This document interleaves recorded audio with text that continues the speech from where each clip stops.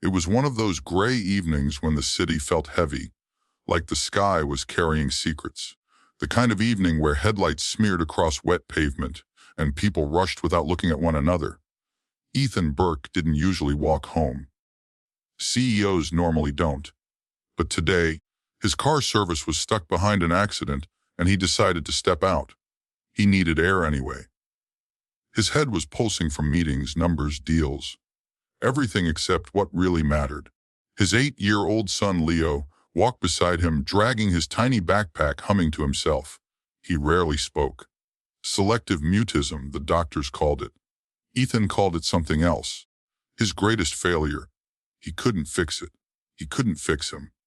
But the moment that would change everything came suddenly, like a whisper in a hurricane.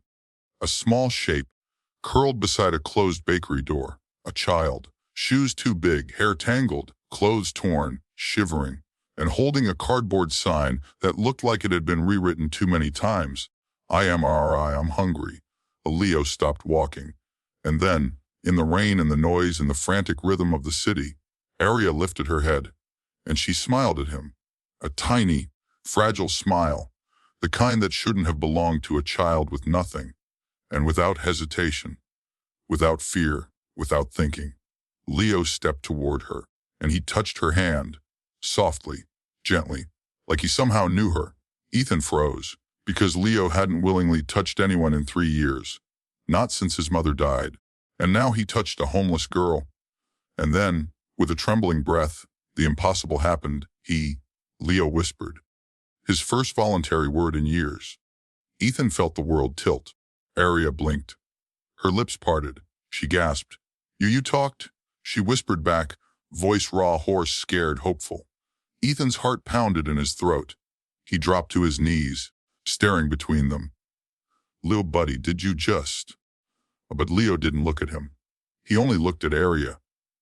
Then he did something even more shocking. He reached into his backpack, pulled out the only toy he kept with him everywhere, a little blue dinosaur, his mother's last gift, and he placed it gently in Aria's lap. For you, he whispered. Ethan's eyes burned. He swallowed hard, and for the first time he realized his son had chosen to speak to a homeless girl, not to therapists, not to doctors, not even to him, but to her. Why? Who was she? What had he just witnessed? Before Ethan could ask anything else, Aria swayed and collapsed, right into his arms, cold, light, bone-thin, and Ethan knew instantly. This child hadn't eaten properly in days. If you believe no child should ever go hungry, if you believe kindness can still save someone's life, please like, share, and subscribe to KNDES Stories HB. Your support helps stories like Aria's reach more hearts. Ethan carried Aria into the light of a nearby cafe. The warmth hit her like sunlight, her small hands twitching as heat returned to her fingers. The owner rushed over, staring at the unconscious girl. She's been sleeping outside for 2 weeks, she whispered. I've tried giving her food, but she barely takes anything.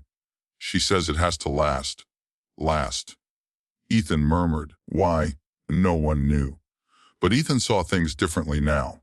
A spark in his son, a connection he couldn't explain, a moment that felt guided.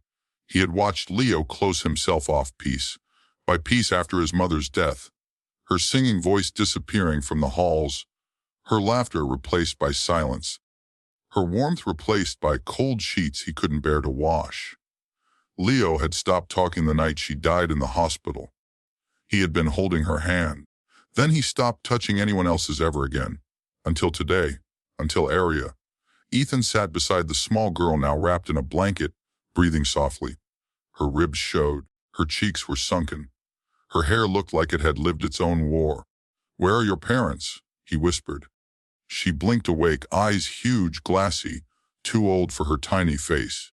My mom, she breathed. She's sick. Sick how? Aria shook her head. She can't get up anymore. We got kicked out. The place we stayed, someone took it. I tried to get her medicine, but I don't have money. I only have my sign. Her chin quivered. She wiped her tears with her sleeve. And I only ate yesterday because someone dropped a sandwich in the trash, but Leo needs this more. She held up the little blue dinosaur, trying to give it back. Ethan felt his chest crack open. Leo shook his head firmly.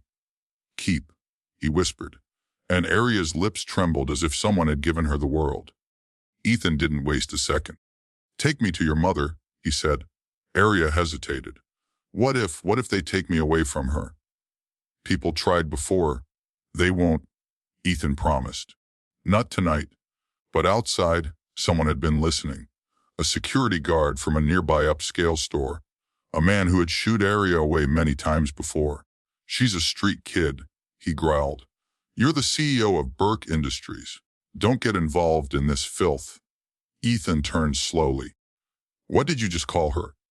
I'm telling you. Homeless kids bring trouble. You help one, 10 more show up. Aria shrank behind Leo. Leo stepped in front of her. Protective, fearless. Ethan saw red. That little girl saved my son tonight, he said quietly. And if you ever insult her again, I'll buy this entire block and fire you myself. The guard scoffed. You wouldn't. Ethan took out his phone. Watch me. The guard paled and backed off quickly, but Aria whispered, they always do that to me. They think I'm trash. Ethan knelt down, touched her gently on the shoulder. You're not. You're a child, and you're safe with us.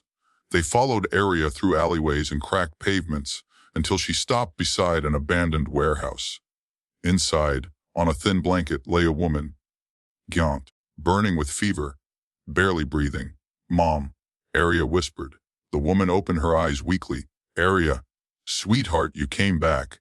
Aria knelt and took her hand. I brought help, Mama. Real help. Ethan crouched, checking the woman's pulse. He wasn't a doctor, but he didn't need to be one to see. This was life or death. He dialed emergency services immediately, but as they waited, something in Aria broke. I tried, she sobbed. I tried selling my toys, my coat, my shoes, everything. But they don't give money to kids like me, and Mama kept getting worse, and I didn't know what to do. I didn't know. Leo knelt beside her and hugged her. Tight. Strong. Unshackable. He whispered, we're here, or 2 words. The longest sentence he had spoken in 3 years, and Aria collapsed into his arms, crying into his shoulder. Ethan had never cried in front of his son, but tonight he did. Silently, helplessly, honestly. The ambulance took Aria's mother to the hospital. Ethan paid for private care, specialists, medication, everything. Aria stayed in the hospital room every day, Leo right beside her drawing dinosaurs, sharing sandwiches, watching cartoons. Something incredible began to happen. Leo talked, bit by bit, soft words, short sentences, but words. And every time he spoke to her. Aria didn't just unlock Leo's voice, she unlocked his heart.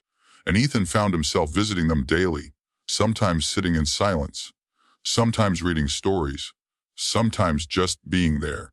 He realized something painful. For years he had been alive, but not living, working, but not fathering, breathing, but not healing. Aria changed that. She changed everything. 3 weeks later, Aria's mother opened her eyes fully, stronger, awake, smiling faintly. You saved us, she whispered to Ethan. No, he said, choking up. Your daughter saved my son. I'm just returning what she gave us. Aria crawled into her mother's arms, crying with relief. But the biggest surprise came when the doctor walked in with a clipboard. She's recovering well, he said, but she'll need stable housing and ongoing care. Social services will need to. No, Ethan cut in. Firm, steady. They're coming home with us. Aria's mother gasped. Sir, we can't. Yes, you can, Ethan said. I'm offering a home, a job, a fresh start. No strings attached. Aria burst into tears. Leo grabbed her hand, and finally, the hospital room felt like the world had shifted into something brighter. Months passed. Laughing replaced silence. Warm meals replaced hunger. Aria and Leo became inseparable. 2 children who healed each other without ever meaning to. One summer evening, Ethan watched the 2 of them race through the yard, chasing butterflies, breathless with joy. Aria's mother sat beside him. She brought your son back to life, she whispered. And you. Ethan replied, "Brought mine. Sometimes family isn't blood. Sometimes love shows up wearing torn shoes and carrying a cardboard sign. Sometimes the smallest hands give the biggest miracles. And sometimes a homeless little girl touches a lonely boy, and everything broken becomes whole again."